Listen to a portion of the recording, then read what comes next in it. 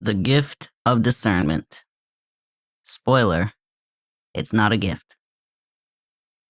When I first heard about discernment, I won't lie, I was completely in the dark.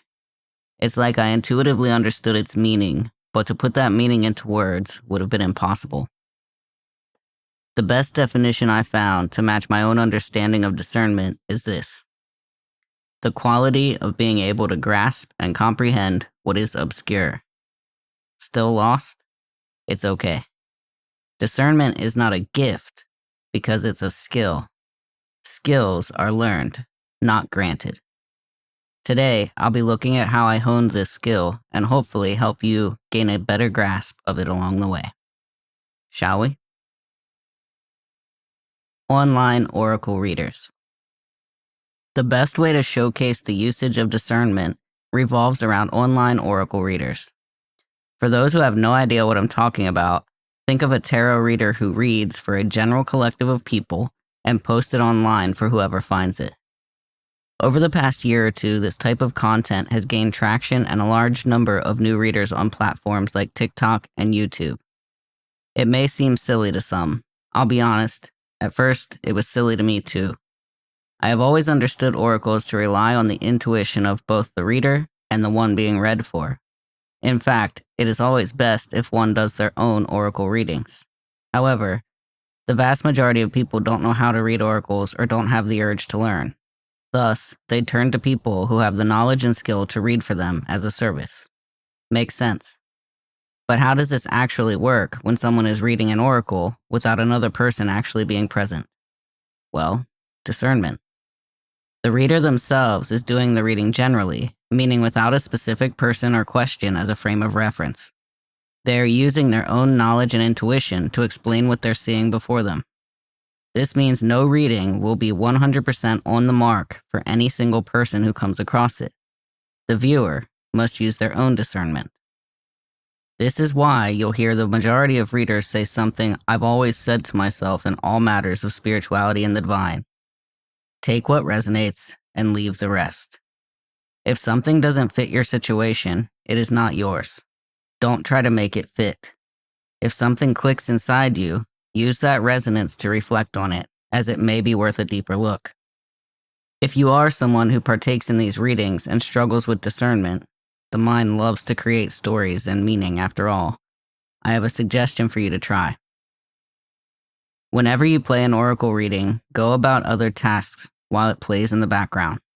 Do not pay full attention. Every now and then, you'll notice specific statements grab your attention.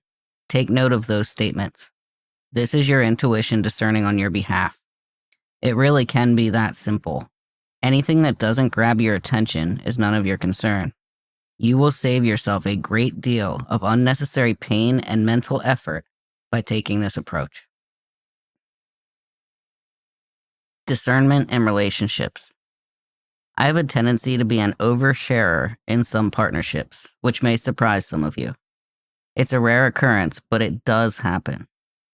I experienced a deeply fulfilling relationship over the last couple years that led to this side of me coming out. I felt as if I was being open and honest, allowing myself to be seen.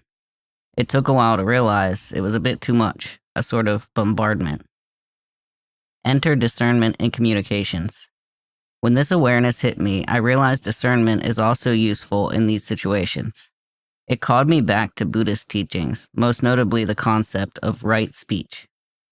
Right speech is the third step of the Noble Eightfold Path, a collection of steps or practices essentially designed for ethical conduct. When I learned about right speech, I found it most useful to think in terms of questions.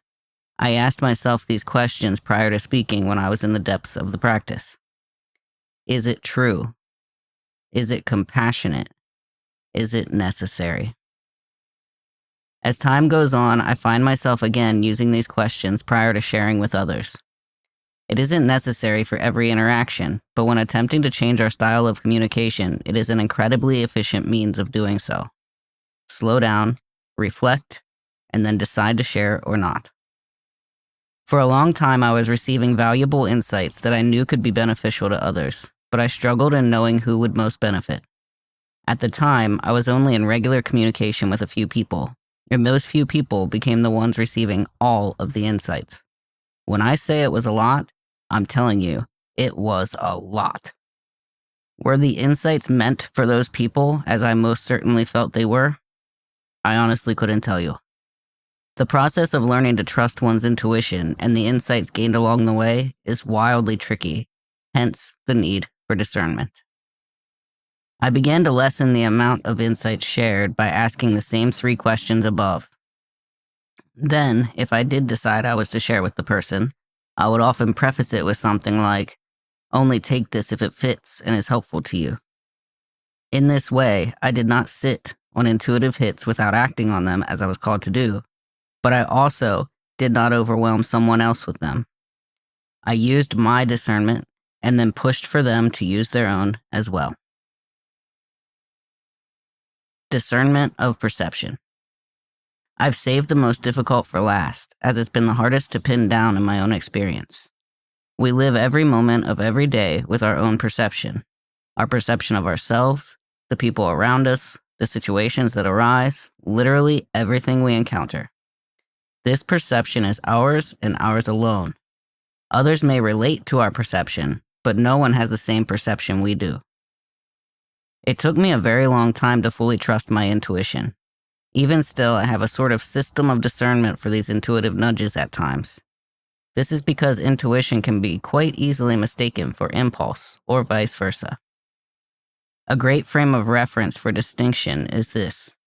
Impulse comes from the ego. Intuition comes from the soul.